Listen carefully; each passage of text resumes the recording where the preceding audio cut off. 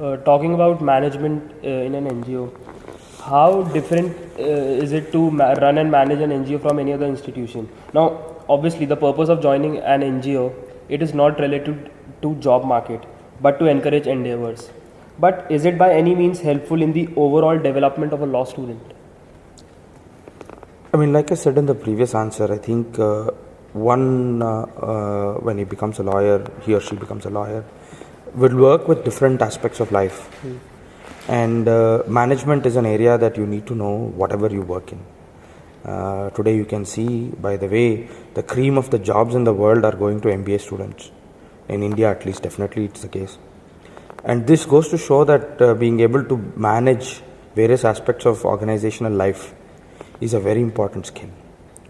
Managing non-profit organizations is not so different than managing business ventures and profit organizations, or even managing public systems like the government.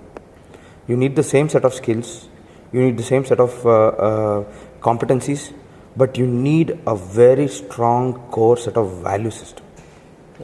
That differentiates your way of dealing with other things when it comes to non-profit organization. You cannot not have a core set of values or adherence to some fundamental values and founding values and not be passionate about them and survive or be successful in non-profit business. Because the very core of each of those organizations will be a set of values, a cause that they are fighting for, a voice that has fallen down that they are standing up for.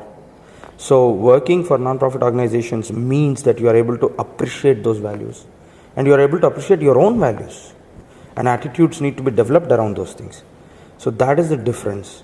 And when you're working in law, it is people are very badly criticized for being in the area of law, and it is unfair because social justice is always extremely important. I mean, what people look at in terms of some lawyers who might have fought the case for the wrong people, and looking at that side of it promotes a wrong image of legal profession. And for me, it's a great show of a wonderful broad thinking by bringing non-profit management into legal studies to show that we value some people who are around fundamental causes. So I think it is important to bring the legal aspects and non-profit management as an awareness factor for all the students here. And so NGOs being an integral part of the social structure of the modern world, can you please throw some light on the financial aspect of the funding of the NGOs? Yeah, I mean, funding of NGO, as you know, normally does not come from any government sources. They have to raise their own funds, or they have to prove their legitimacy. They have to prove their impact to get that funds. And it's a chicken and egg cycle. You don't know what comes first. How do you show impact when you don't have money? Okay. And if you had money, then of course the other thing would be easier.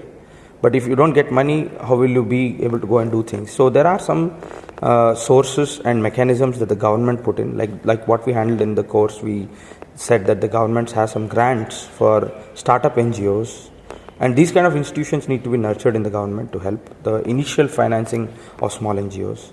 Social entrepreneurship is a way that you can start taking some loan structures for small and medium industries and start off NGOs like that. And you can tie up with corporate social responsibility institutions to incubate small ideas. The NIF in IIM Ahmedabad helps support small innovative ideas to grow into big solutions. There are lots of structures like that. 10 people joining together, 3 people in a shed can start Apple as a company. I mean, why can't 10 people put their pocket money together and start an NGO? It is the set of values that you really care for that brings it up. And then you will initiate the cycle, the positive cycle of generating income for yourself.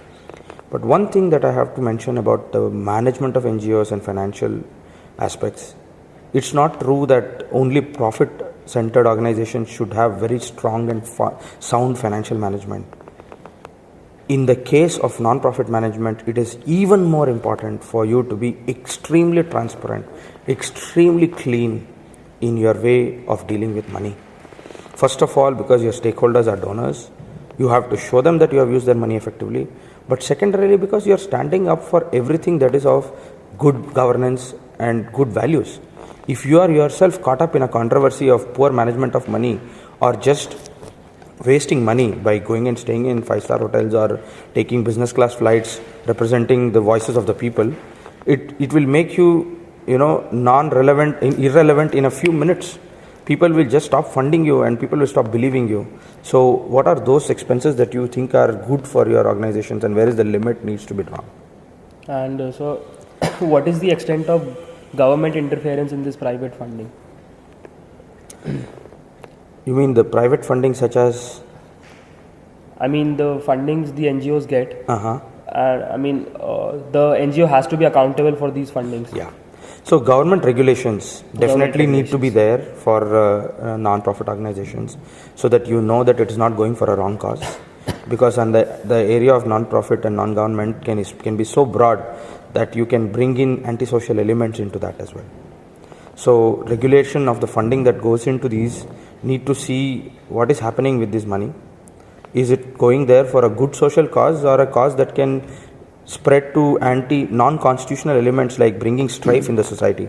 If it is going to produce communal hatred, an NGO or an entity, and they are getting funding because people are having a religious identity or some fundamental identity that they are funding, which is causing strife in the society, which is going against the constitutional nature of the government needs to put an eye on those things.